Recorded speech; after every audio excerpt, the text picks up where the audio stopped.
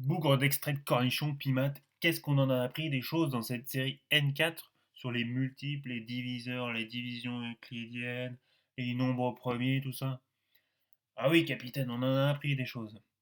Et je voudrais remercier les acteurs incontournables de l'histoire des mathématiques qui nous ont aidés sur ces sujets.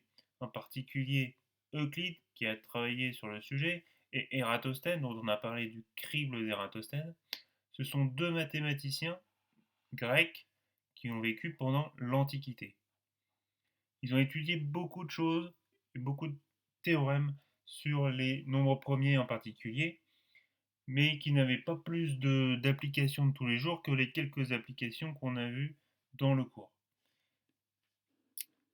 Ils ont remarqué qu'il y avait une infinité de nombres premiers, et on voit quand on représente ces nombres premiers en rouge sur la spirale des nombres 1, 2, 3, 4, 5, 6, etc., la liste des nombres, on voit qu'ils sont répartis de façon aléatoire. Et donc ça a été un grand enjeu de l'histoire des mathématiques d'essayer de trouver un moyen de calculer le millième nombre premier, par exemple, ou de trouver beaucoup de nombres premiers.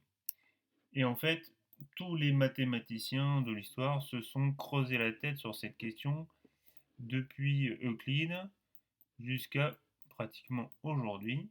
Et encore aujourd'hui, il y a des ordinateurs qui font ce travail de rechercher des nombres premiers. Mais pour les applications de tous les jours, pendant toute cette histoire, il y a eu peu, peu d'innovation sur le sujet. Ce n'est que à l'époque de la Seconde Guerre mondiale qu'un Anglais mathématicien, Alan Turing, a trouvé une application pour décoder des messages secrets allemands en utilisant les nombres premiers.